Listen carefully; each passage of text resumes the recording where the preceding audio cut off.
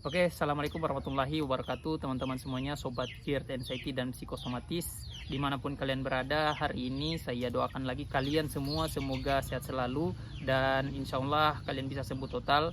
Dan hari ini bagi kalian masih banyak sensasi, semoga sensasi-sensasi yang kalian rasa itu berangsur membaik. Teman-teman, sobat GERD Anxiety dan psikosomatis dimanapun kalian berada, yang baru bergabung, saya mengajak kepada kalian untuk sama-sama di sini dengan channel Kang Ujub. Kita di sini sharing pengalaman seputaran asam lambung, GERD, anxiety, dan psikosomatis. Semoga apa yang saya berikan, saya share ke kalian ini berdasarkan pengalaman saya seputaran asam lambung, GERD, anxiety, dan psikosomatis ini bermanfaat buat kalian dan insya Allah bisa jadi jalan untuk kesembuhan kalian. Oke, hari ini teman-teman kita akan membahas tentang cuka apel. Nah, kemarin itu teman-teman, cuka apel ini dia itu sempat sering dibahas di video-video yang lainnya ya teman-teman ya, dan ini direkomendasikan juga oleh beberapa dokter yang mengatakan bahwa cuka apel ini ternyata bermanfaat untuk asam lambung. Tapi apakah itu benar teman-teman? Apakah ini bisa menyembuhkan? Dan saya terus terang ingin menjawab ini teman-teman berdasarkan apa yang saya ketahui dan apa yang sudah saya alami teman-teman ya. Cuka apel ini ada dua pendapat yang mengatakan sudah ada penelitiannya terkait dengan pembuktian bisa menyembuhkan asam lambung. Ada juga namun dari sisi medisnya yang mengatakan bahwa ini belum ada kepastiannya ya teman-teman ya terkait dengan penelitian. Kenapa cuka apel itu bisa menyembuhkan asam lambung GERD? Sebenarnya ada penelitian juga ya teman-teman ya yang mengatakan orang kena GERD itu diakibatkan kurangnya asam ya, kurangnya asam di lambung, sehingganya pH kita itu kan teman-teman ada di kisaran 2-3 ya untuk pH manusia asamnya ya, tingkat keasaman kita, asam lambung kita ya, yang lebih tinggi itu mungkin ada di jenis binatang, mungkin burung gagak ya setahu saya, karena dia bisa di kisaran 1, dan anjing dan kucing, makanya mereka itu mudah sekali untuk bisa makan tulang yang keras-keras ya, karena fungsi kekuatan asam mereka beda dengan kita manusia. Nah, di kita manusia ini di kisaran 2-3 teman-teman. Nah, ketika kita berada di angka di atas dari 3 itu teman-teman, maka pH asam kita ini sebenarnya sedang bermasalah. Nah, berdasarkan jurnal dan penelitian itu bahwa kita membutuhkan semacam cuka apel ini atau ada juga namanya betaine HCl.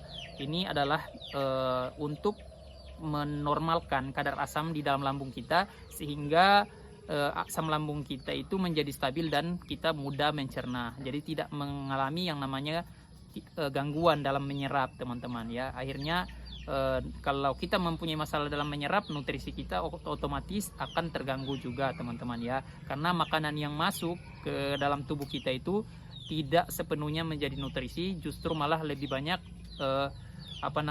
yang terbuang teman-teman. Ditambah lagi kita yang punya anxiety, justru malah anxiety tadi juga merampok nutrisi kita.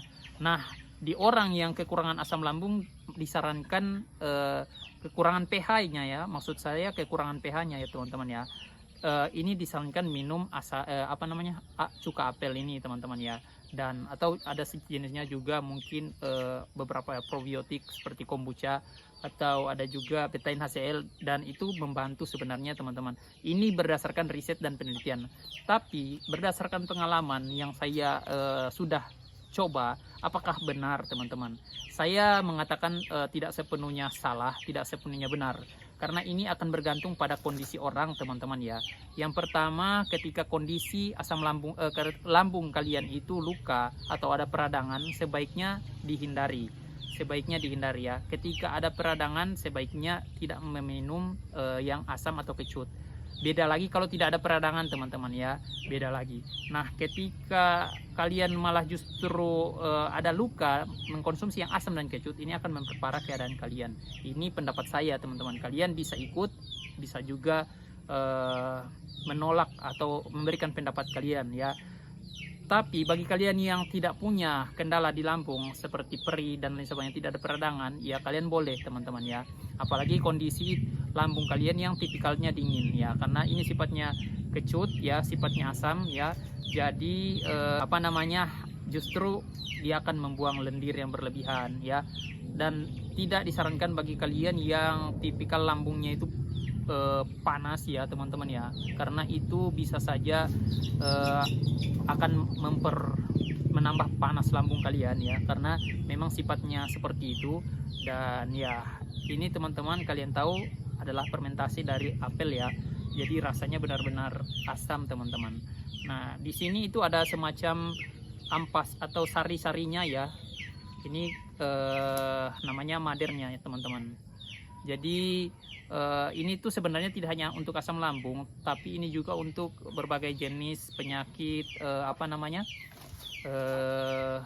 penyakit degeneratif lainnya teman-teman ya. Ini punya manfaatnya juga teman-teman. Dan perlu kalian ketahui, sebenarnya juga sudah ada hadisnya ya, sebaik-baik lauk adalah cuka, itu kalau di kita orang Islam ya. Tapi bagi kalian yang memang ada peradangan, saya tidak menyarankan teman-teman.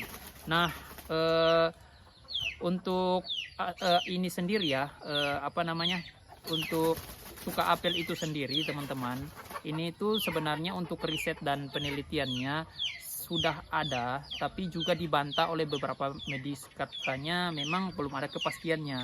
Tapi riset dan pembuktiannya juga memang teman-teman sudah ada jurnalnya ya di luar negeri, apalagi ini yang paling populer. Dan teman-teman kalian kalau mau coba ya, saya sarankan dengan kalian yang tidak ada anxiety berat ya. Kalau kalian punya anxiety berat, malah sama saja teman-teman ya. Justru ketika kalian punya anxiety berat itu, kalian akan takut, khawatir, banyakkan apa namanya, pertimbangan.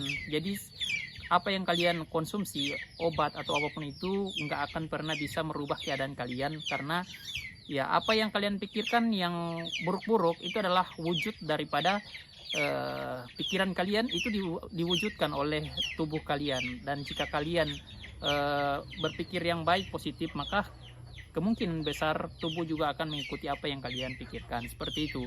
Jadi jika kalian ada trauma dengan asam, kecut, kalian sebaiknya tidak mencobanya. Tapi jika kalian tidak mempunyai masalah dengan itu, kalian boleh mencobanya.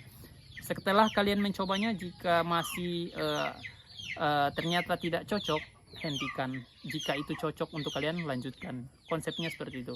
Oke teman-teman, saya hanya bisa bikin video singkat ini. Jika kalian merasa ini video bermanfaat buat kalian, dukung saya, subscribe channel saya. Terima kasih. Assalamualaikum warahmatullahi wabarakatuh.